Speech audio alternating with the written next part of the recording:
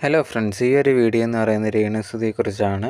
Latest ആയിട്ട് രേണുസുതിയെക്കുറിച്ച് ഭയങ്കരമായിട്ട് issues നടന്നുകൊണ്ടിരിക്കുകയാണ്. അതിൻ്റെ മെയിനായിട്ടുള്ളൊരു കാര്യം എന്ന് പറഞ്ഞു കഴിഞ്ഞാൽ, കഴിഞ്ഞ ദിവസം ഉണ്ടെങ്കിൽ രേണുസുതി ഒരു ഫോട്ടോ പങ്കുവച്ചിട്ടുണ്ടായിരുന്നു. അതിനുശേഷമാണ് ഈ ഒരു വലിയ ചർച്ച വന്നിട്ടുണ്ടായിരുന്നത്.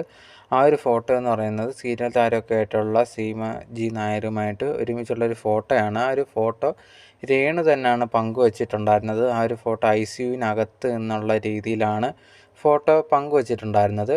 ഈ ഒരു സമയത്തുണ്ടെങ്കിൽ ഈ ഒരു ഫോട്ടോ വന്നതിന് ശേഷം കുറേയധികം പേര് ചർച്ച ചെയ്യാൻ തുടങ്ങിയിട്ടുണ്ടായിരുന്നു. അതെങ്ങനെയാണ് ഒരു നടിക്കൊക്കെ ഇങ്ങനെ ICUവിൽ കയറാൻ പറ്റുന്നത്, അതും കോട്ടയത്താണ് ചികിത്സയ്ക്ക് ഈ ഒരു രേണു പോകുന്നത്. കോട്ടയം മെഡിക്കൽ കോളേജിൽ എങ്ങനെയാണ് ഇതിനകത്ത് കയറ്റുന്നത് എന്നുള്ള രീതിയിൽ കുറേയധികം ആരോപണങ്ങൾ വന്നിട്ടുണ്ടായിരുന്നു.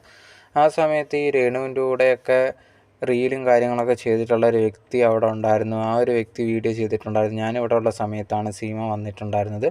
ഇത് കണക്ക് സീമയെ ICUവിൽ കയറ്റുന്നത് ഞാൻ കണ്ടിട്ടുണ്ടായിരുന്നു എന്നുള്ള രീതിയിൽ പറഞ്ഞിട്ടുണ്ടായിരുന്നു. ഈ ഒരു വീഡിയോ വന്നതിന് ശേഷം ആ ഒരു ഹോസ്പിറ്റലിൽ കുറേയധികം പേര് ഹോസ്പിറ്റലിൻ്റെ പേരിൽ ചർച്ചയും കാര്യങ്ങളൊക്കെ ആയിട്ടുണ്ടായിരുന്നു. അങ്ങനെ ഇരിക്കുന്ന സമയത്താണ് രേണു ഒരു വീഡിയോ ആയിട്ട് വന്നിട്ടുള്ളത്. ഇത് കണക്ക് ഇങ്ങനെയൊക്കെ കുറേയധികം പോസ്റ്റും കാര്യങ്ങളൊക്കെ കണ്ടിട്ടുണ്ടായിരുന്നു. അതുപോലെ തന്നെ എൻ്റെ കൂടെ വർക്ക് ചെയ്ത ആ ഒരു വ്യക്തി ഇത് കണക്കൊരു കാര്യം പറഞ്ഞിട്ടുണ്ടായിരുന്നു. സത്യത്തിലെന്ന് പറഞ്ഞാൽ അതേ കണക്ക് ആ ഒരു ഫോട്ടോ ഞാൻ AI ക്രിയേറ്റ് ചെയ്തതാണ്, അല്ലാതെ യഥാർത്ഥത്തിലൊന്നുമല്ല. ആരെ ഇങ്ങനെ ICUവിലൊന്നും കയറ്റത്തില്ല. എന്നെ ഉണ്ടെങ്കിൽ എൻ്റെ ചേച്ചിയാണ് വീഡിയോ കോൾ ചെയ്ത് സീമ ചേച്ചി കാണിച്ചു തന്നിട്ടുണ്ടായിരുന്നു. ഞങ്ങൾ സംസാരിച്ചിട്ടുണ്ടായിരുന്നു. അതിന് ശേഷം ഉണ്ടെങ്കിൽ ഞാൻ ഒരുമിച്ച് ഒരു ഫോട്ടോ എടുക്കാൻ പറ്റില്ലല്ലോ, അതുകൊണ്ടാണ് ഒരു AI ഇമേജ് ക്രിയേറ്റ് ചെയ്തത് എന്നുള്ള രീതിയിലാണ് രേണു പറഞ്ഞിട്ടുണ്ടായിരുന്നത്.